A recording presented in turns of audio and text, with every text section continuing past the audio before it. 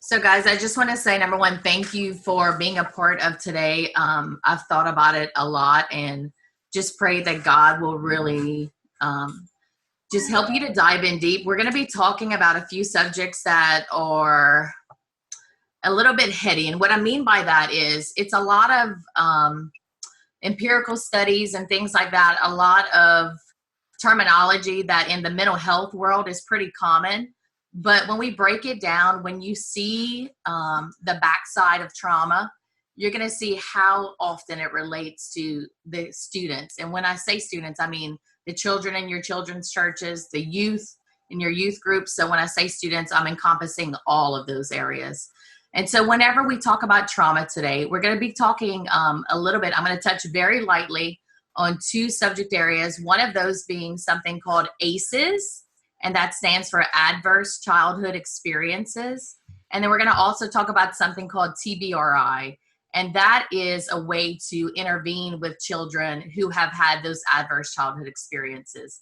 Tbri is something that just mildly stands for trust-based relational intervention. And a lot of what we're going to be talking about are things that you do and you just don't know. You may not know that those terms go with that particular thing that you're already doing. So first, what we're going to do is talk about ACEs, like I said, those adverse childhood experiences. And the reason that I'm giving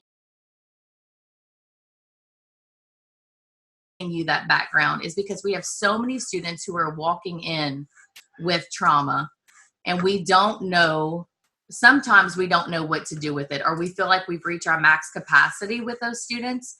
And sometimes we don't feel as equipped to know how to refer out or what to do. And so I think it's important that we just understand how trauma occurs, how we can relate to that trauma, and then what we can do with that trauma.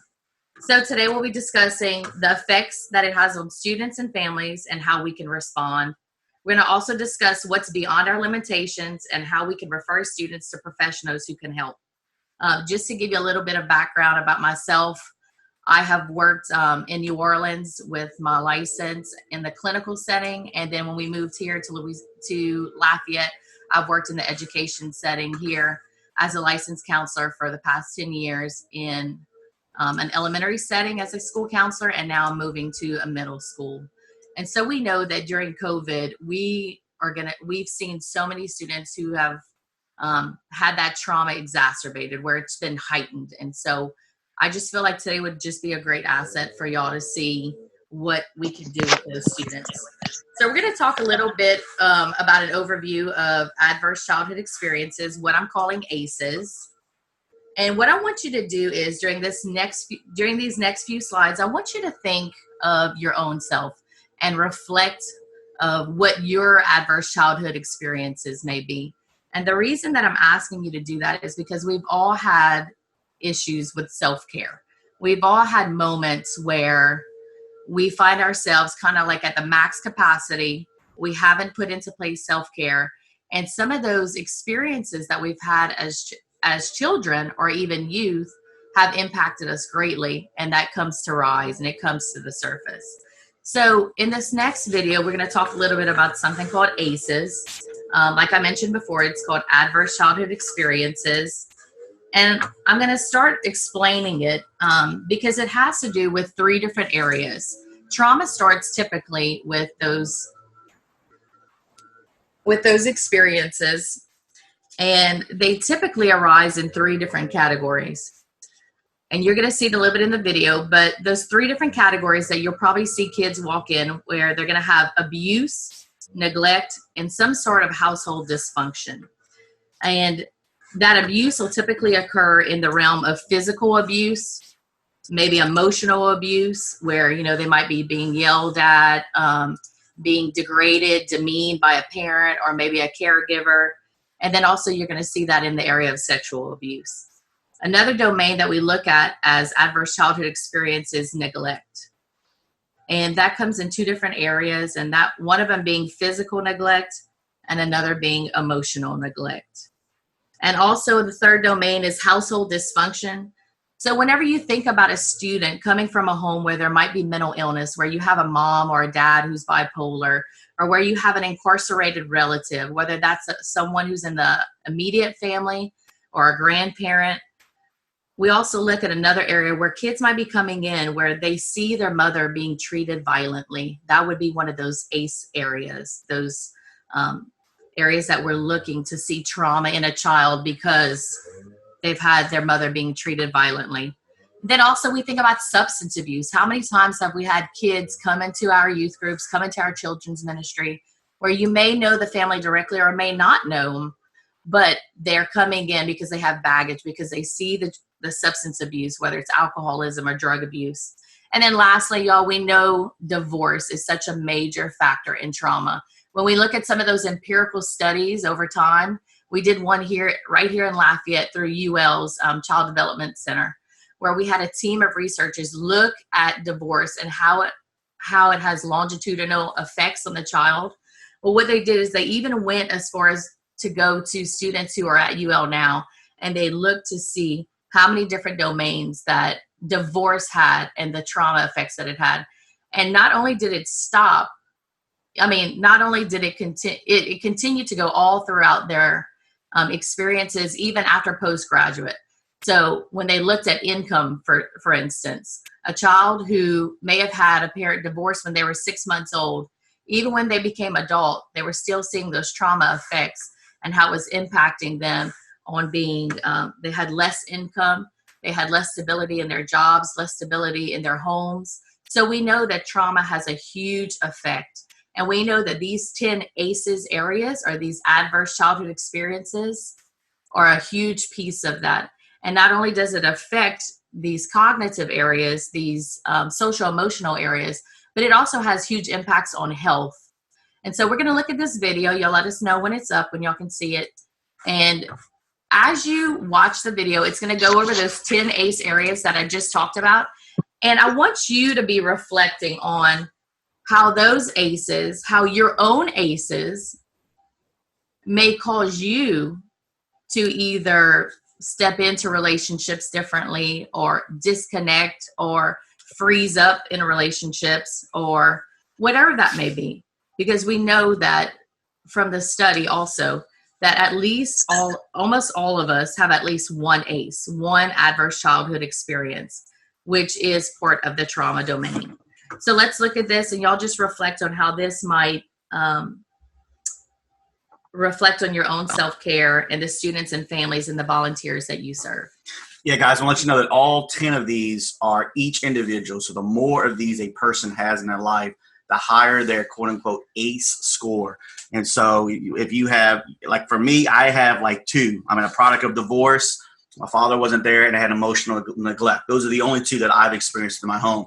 Some folks have 6, 7, whatever. Mostly have 1 to 3, and you'll see right here. What does your parents' divorce have to do with your risk for heart disease? If your mother had a drinking problem when you were growing up, are you more likely to suffer from depression as an adult? Here's what you should know about ACEs. ACEs stand for Adverse Childhood Experiences, extremely stressful events that can happen to a child growing up. Some experiences are so stressful that they can alter brain development, as well as the immune system, increasing the risk of lifelong health and social problems in adulthood. The term comes from the Adverse Childhood Experiences Study, landmark research that shed new light on the root cause of everything from stroke and liver disease to substance abuse.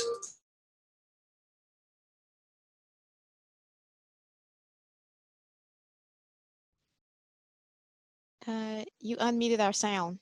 You muted our sound.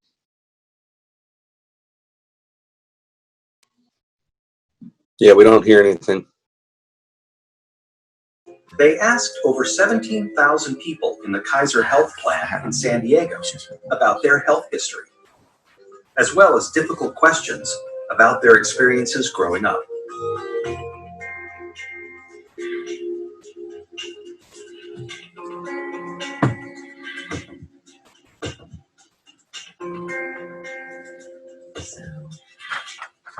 For sure, just skip on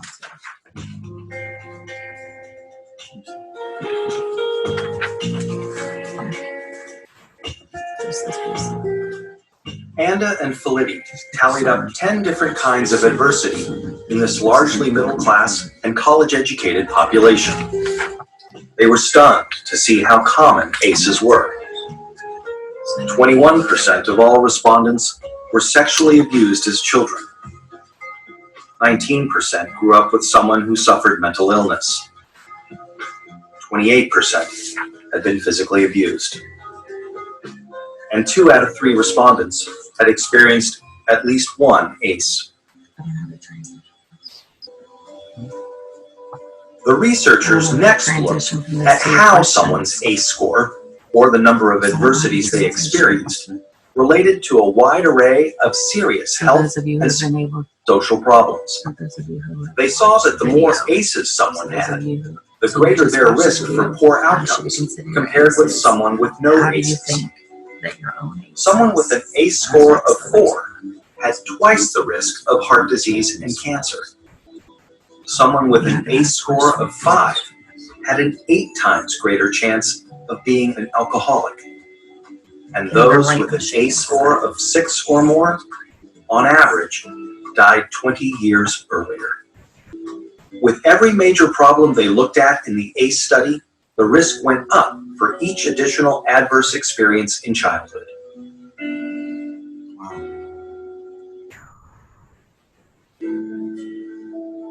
As Dr. Robert Anda says, what's predictable is preventable.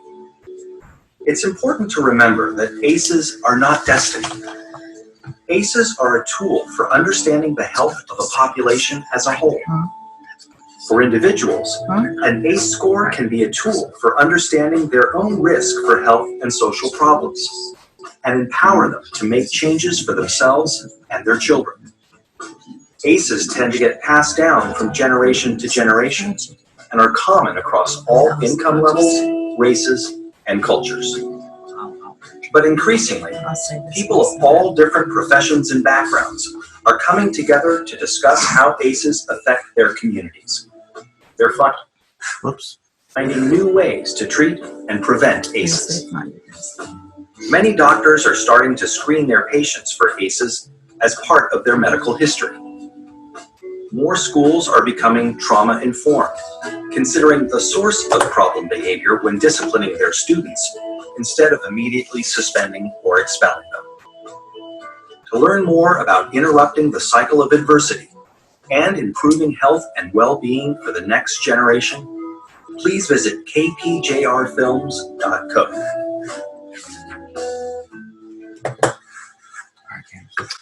So, the reason that I showed this clip and I thought that it was so important is because 2 different things. Whenever you're able to understand your own ACEs, your own adverse childhood experiences, or the ACEs of a student, whether that's in your children's ministry, or whether that is in your youth group, or if you're doing young adults, what that helps us to do is to understand not only the trauma that they bring in, but the person as a whole and the situation that they're coming from. And I thought it was neat that he said once we're able to understand those adverse childhood experiences, it allows us to realize that that's not our destiny. It's not at all. And so for those of you, I know I asked you to kind of reflect as we were going through the 10 ACEs and kind of think of what your own ACE score would be.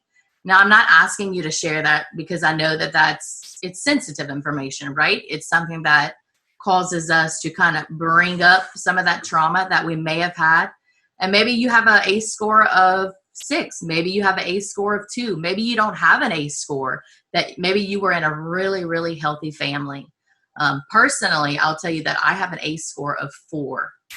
That's actually pretty high. And when you look at the numbers and how it has, and we'll go into it in a second, how it affects the brain, it's a pretty scary thought to go, man, look at what has happened, how trauma has affected so many different areas of our life, including those health areas.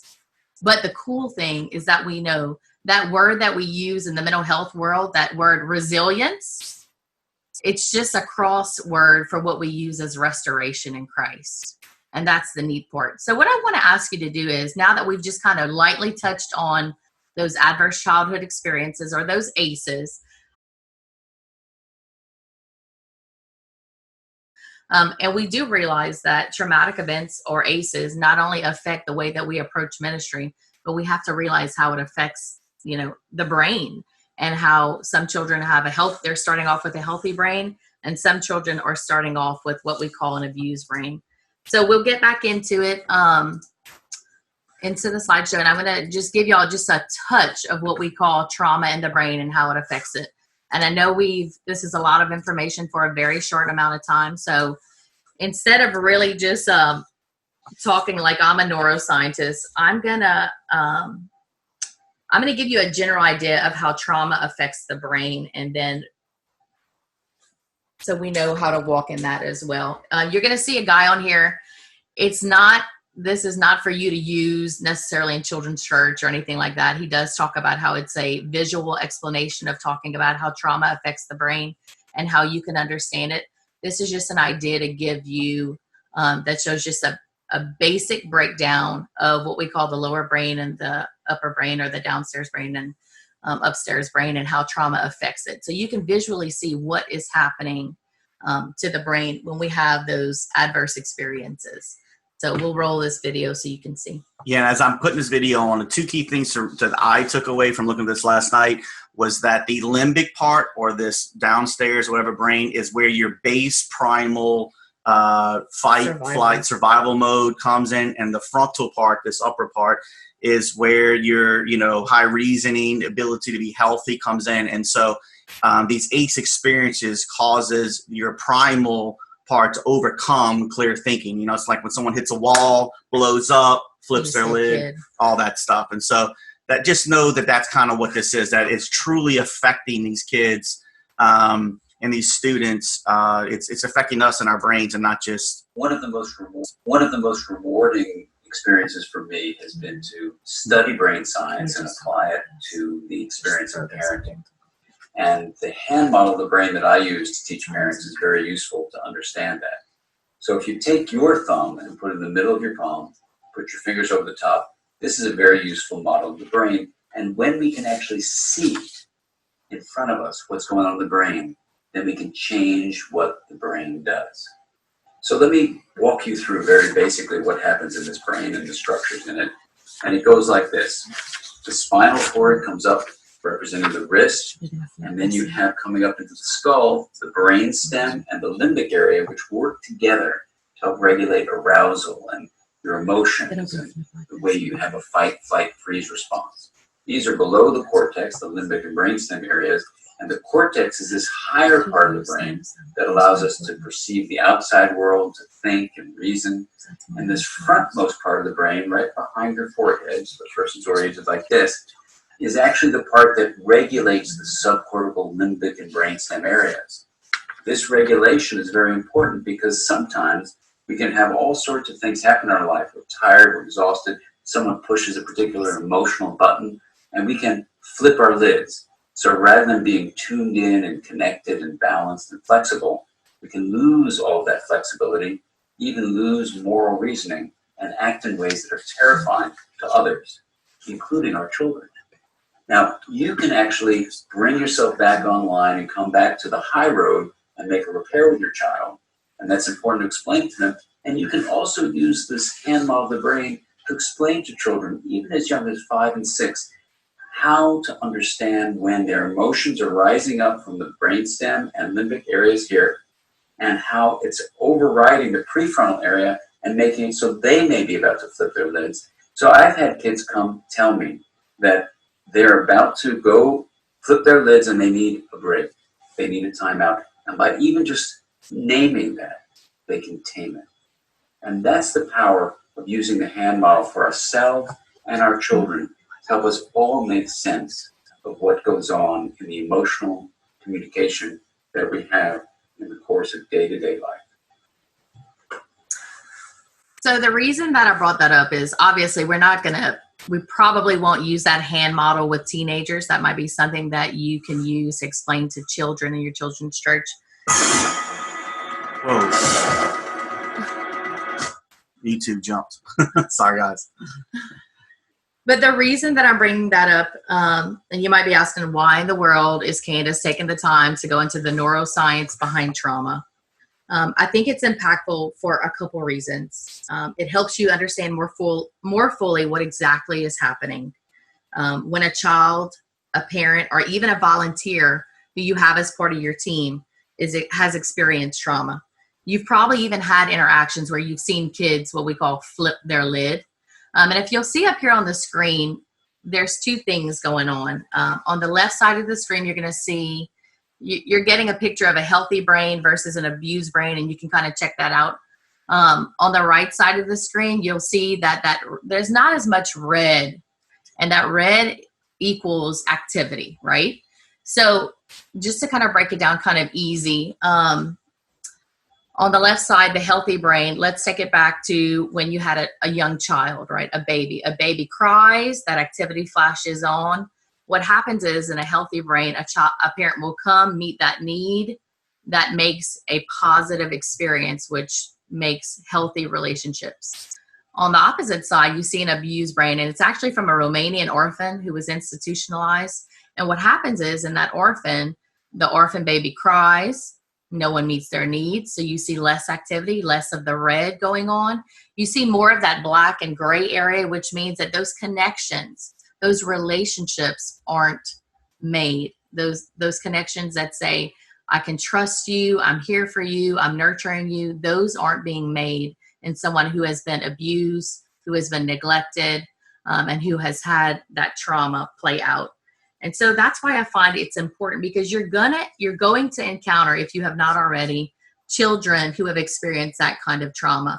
And so when you go to connect, you might see kids who go into that fight, flight, or freeze mode. You're going to see youth who go into that fight, flight, or freeze mode where they just don't want to be by you, or they just, they don't know how to connect. And so having this understanding gives you an opportunity to go, oh, wait, they may have experienced trauma. It's going to take me longer time to be able to make those connections because they haven't had that trusting relationship in their formative years. So there's lots of behaviors that children with trauma are going to exhibit. And you know that working in your children's ministries and youth ministries, that you're going to see some kids who have a tendency to be more introverted versus some kids who have a tendency to be more extroverted. The thing is, the effects of trauma are pervasive across the board, whether a child is introverted or extroverted. So as you can see right here, if you're thinking about a kid who's who is more introverted, you're going to see some of the trauma effects looking like they're inattentive, maybe while you're having service. You might see that they just have this sadness about them that just, it's not just one time when they're coming into children's church because, you know, their mom or dad was fussing at them, but it's a continuation. You'll see where they're not interacting, or maybe when you call on them, they have that low self-worth. When you try and include them, they just freeze and they don't know what to do. Or maybe you're seeing those introverts who have trauma where they just have that inability to focus, where you're trying to get them on task and they're just having a difficult time. Or, you know, maybe if you're a youth leader and they're part of a team, a small group who is assigned to do something, where they just have a really difficult time following through. And you're racking your brain going, what is going on with this kid? You know, I've given them everything that they've needed and they're still not following through. Well, that to me would be a red flag that there's something deeper going on, and to try and make a greater connection with that student, and to just continue to nurture them so that you build those positive relationships. And we'll look a little bit at how trauma affects extroverts too. And I know y'all have had time to kind of read how it affects learning. But when you think about it, as a pastor, you're not just teaching. You're asking students to take on, you know, the word, to take it in, to digest it, to learn. And so when we look at how trauma affects learning, you can see that it's more difficult for them. And that when you're asking them to memorize things, even something like that, their memory is under pressure. And so just thinking about that, let's look at the extroverts and how it affects them. And you probably see a little bit more of what we call this extrinsic behavior, or this what it looks like in extroverts. So you may have students in your children's ministry or youth group who just have a really hard time staying calm or regaining emotional control. I'm thinking about how I serve in KJ. I mean, sometimes it's our job to go up to a student who is talking out of turn, who we've corrected. And so going into that to correct them, I know that I have to have a relationship first to be able to correct them. And I have to do it in the right tone. And so when we think about that, when we see these kids who we have to correct, we see that they have these symptoms of being maybe overly sensitive to criticism. Or, in your youth groups, as they get a little bit older, they might deliberately hurt themselves. We see kids who cut, we see kids who go into drug abuse or become promiscuous. And we see oftentimes with kids who have trauma where they have that, what we call high peer conflict, where not only don't they get along with kids at their school, but they're not getting along with kids at church or in any of their settings, where they're just having lots and lots of conflict.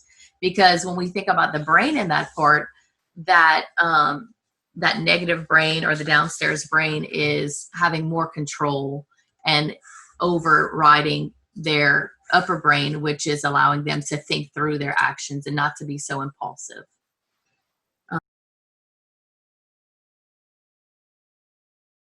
So let's talk about what we can do. Like I mentioned before, we said we use this word called resilience in the mental health world. But guys, what that really means is when we talk about God being the restoration, when we are sharing with students that if they allow God to come in and kind of clean house, that's that word that we use as resilience. So here's a neat thing. The ACE scores, when we talked about those adverse experiences, when you tallied up your own ACE score, what that questionnaire did was it did not include all those positive experiences in early life that help build resilience and protect students from the effects of trauma. And we know people, all over, and we've seen stories where there are people who have had a traumatic life, but yet they become great citizens. They do remarkably well. They don't have problems. And here's the deal. Students learn best when they feel nurtured and supported by the adults around them. I read an article the other day, and it was so neat because it showed how trauma affects pretty much every facet of your life. But the one thing that it showed that decreased the traumatic effects and increased the person as a whole, the positive, was just providing support and hope. And I know that sounds so basic, but that's what we do as children's pastors. That's what we do, with our volunteer teams. So having an adult in their life who loves them, a volunteer or teacher who understands them and believes in them, or most importantly, a godly youth pastor who they can confide in, is able to mitigate those long-term effects of trauma.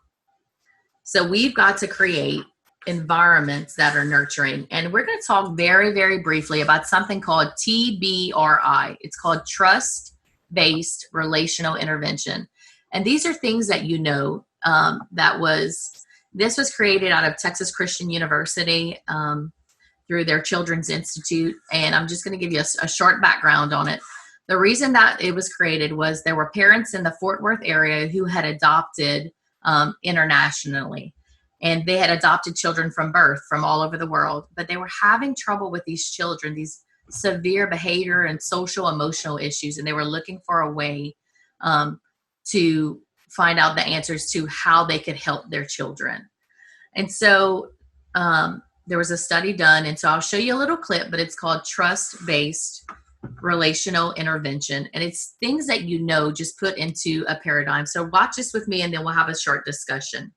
Hey guys, also that's going to talk about kids here, but this is for any age group this applies to. So it's not just kids, it's kids, adults, youth, the whole thing. TBRI, Trust-Based Relational Intervention, has at its core building a trusting relationship. It has 3 sets of principles, and they look at the child as a whole.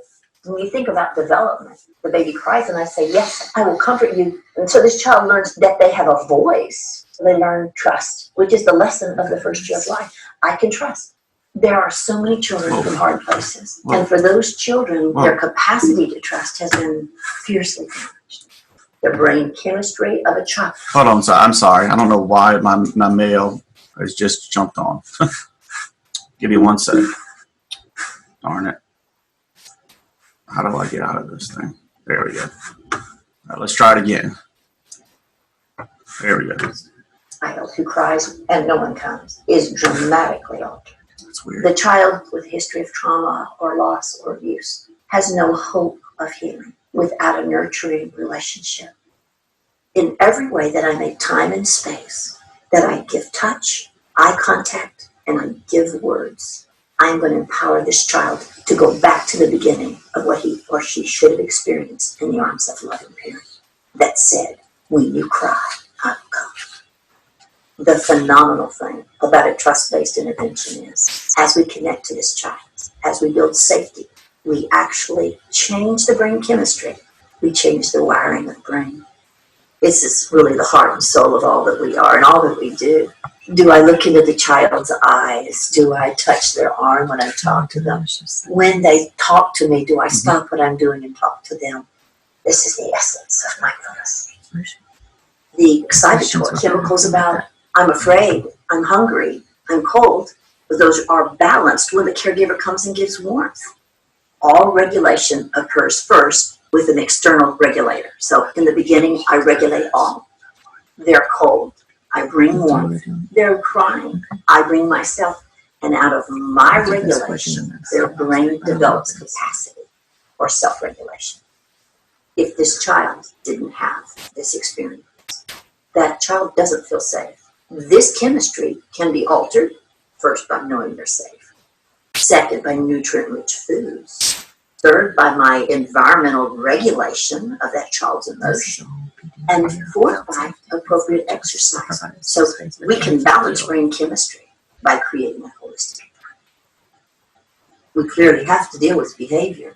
Correcting means showing a child the right behavior, praising him when he gets it, and showing it to him until he can get it right, and showing him with no fear and no shame, so that he builds success, not a greater sense of failure. So the message of hope for our families is that we can help our children to dramatic levels of healing. We simply have to be devoted to it and be willing to invest what it's going to take. So guys, one thing I want to just, Trust it. as we transition for this piece, is just let you know the cool part that science backs the word. There's a few things that just jumped out in a video that I want to encourage you. This is the science of change. We believe that when someone gets saved, that their life can be turned around, right? And that's what we're in the hope of change, that by providing the message of hope, spiritually, the internal change, as well as providing consistent care in our groups as pastors, as leaders, and as just ministers, you guys are making a difference. And so that's the cool thing I just wanted to show that jumped out of me, is that this does make a difference. So now we're just going to conclude our time with what do we do? What are the areas that we can actually respond to for that? So Candice? Well, and the biggest thing that I want you to take as a takeaway is we are the facilitators of change, y'all. We have students who come in, they are going to have trauma. And especially during this COVID time, guys, think about it like this way, okay? You may have had some kids who were on the edge, okay, in their homes. But what COVID has done is it has heightened all those areas that were kind of on the edge of trauma. So maybe think about a family where there was a lot of tension going on, right? Where before COVID, they were able to just walk away, go for a walk, go for a drive, go to their workspace. Anything that was angered in them was kind of diffused. But now you've had kids who have seen domestic violence, who have seen just raging fights and things like that, who have seen alcohol abuse, because COVID has made that come to pass, in essence, because they haven't had a way to go. So one of the ways that we talked about resilience is building those relationships. And one way of building deep, attached relationships with families and students is by thinking not only of their adverse experiences when working with those students, but also understanding what brought them there or the events that they're trying to overcome. So if you look at this slide, we have a tendency to be like, what's wrong with you? Why are you acting this way? Right? Where we put that negative image on the child themselves. But I want you to try thinking through a new lens of asking the question, what happened to you? What is it that happened to you at home? What were those experiences that are causing this behavior or that fight, flight, or freeze to come about? What is it that happened to you? You're not the problem, but those experiences that happened to you is the problem. And then once you're able to build those relationships, then you're able to offer them, hey, there is restoration. There is resilience. So let's talk about some of the ways that Tbri, and y'all, these are very practical ways, but let's just talk about some of the ways. Go to the next slide. Oh, I guess it's not there. That's okay. Oh, here we go. But these are 3 basic principles. And like I said, they're made by Tbri, but y'all, these are basic principles that you already know that we're just putting a name to. So the principles talk about, number 1, you've got to connect, okay? You've got to connect, and that could look like something as greeting them at the door, making sure that the people who you have assigned in your youth groups to greet people are, you know, ready and available and emotionally stable to be able to deal with other students who may be having a hard time. And just being mindful that when you go to have those conversations, when you go to pray over a student in children's church or pray with a student in youth group, that you're very mindful of how they're feeling, what's going on. Some of the ways that you can just build those connections, y'all, are by a simple touch. Like, hey, buddy, how you going on? How you doing? And giving them that touch. But also being aware. And then also when you know that you have to have a hard conversation, just being mindful of that voice quality. You know, if I'm coming at a student, I'm talking real loud and robust, and they might not be ready for that. They may be one of those kids who freeze in that moment. So just being very tender in your voice. And yes, even men can be very tender, and I know y'all know that. And just also kind of matching whether they're playful or they're not. If you see a kid who's been more isolated since these events of COVID, then just kind of matching that and making sure that your voice quality is calm, that you're approaching them and giving them enough space to speak. So that's part of that connecting. And I can give y'all more information on this. But then the second piece is empowering them. So creating a space to help students, and not only students, but parents be heard. There's a lot of times when we have students who are disconnected from families or families who are disconnected from the church, and we're saying, how do we empower them? So ways that help them feel empowered, or whenever they feel connected, giving them an opportunity and letting them know that they have a choice in making decisions. That if we're asking them to do something that's hard, reminding them that we're going to be there to walk them through it.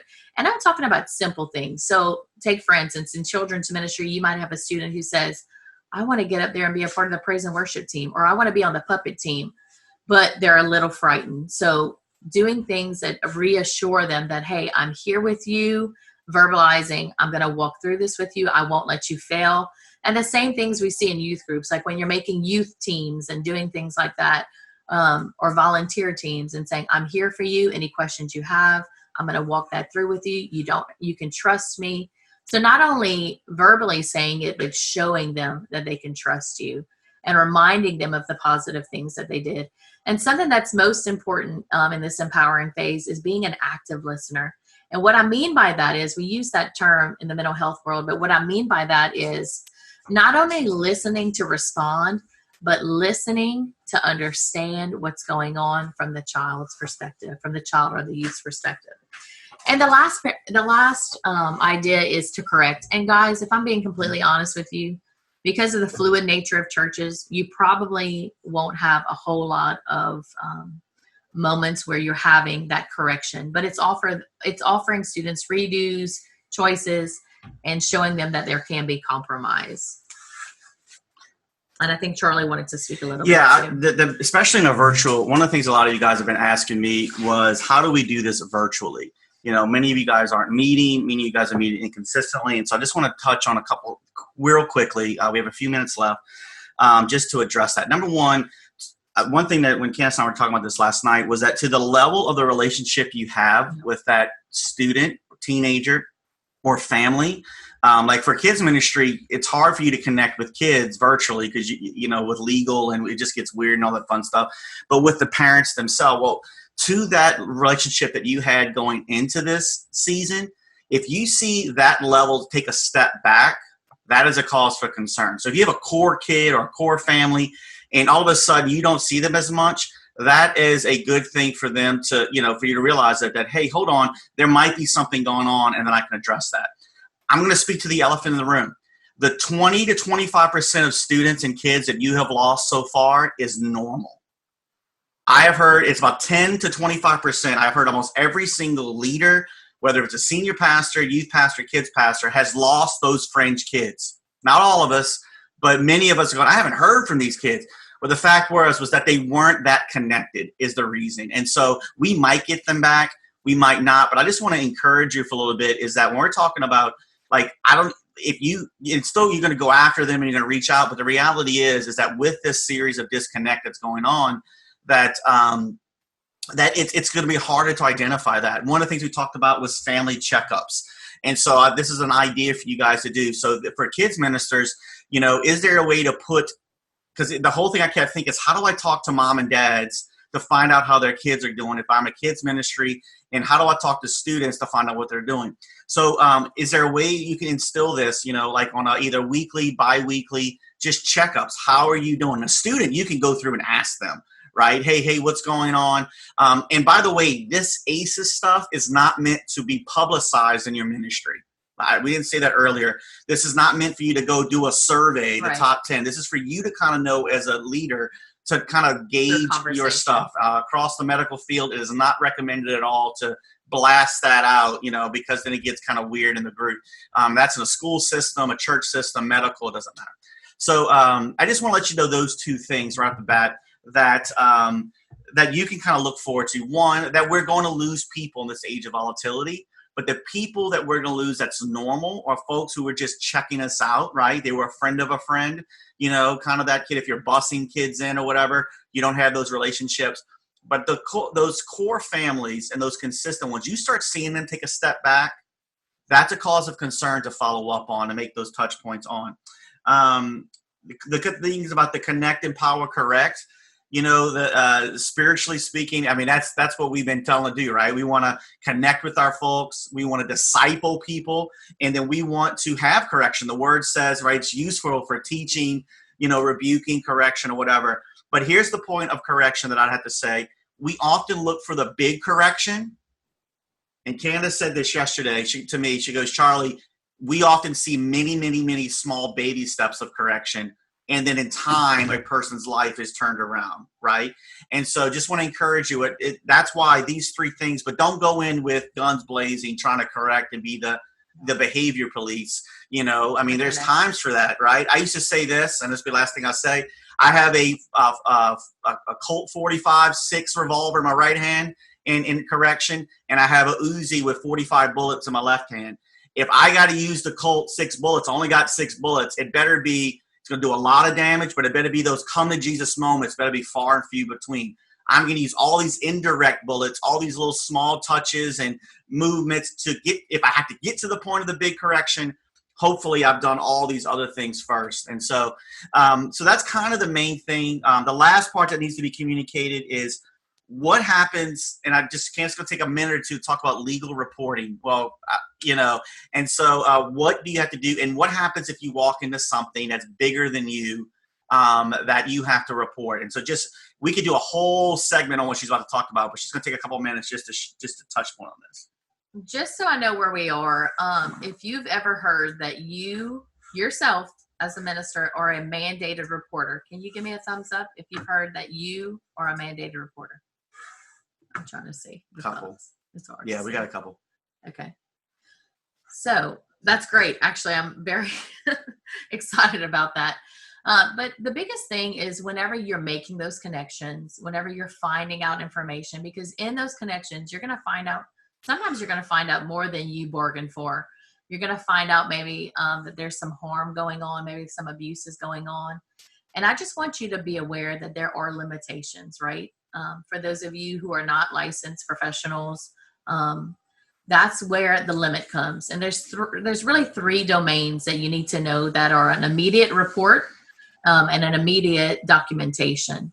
So if a student ever shares with you that they're going to harm themselves, and let me take this very carefully.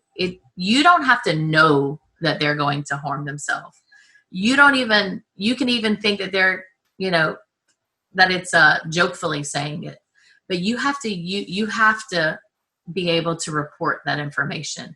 You have to be able to tell and notify the parent or the guardian so that they can have that information and decide what they want to do with it. If it's an issue where there is no guardian or there's an issue with the guardian, then you have to notify like the Department of Child and Family Services. And I can send a resource after this just so you know kind of the steps.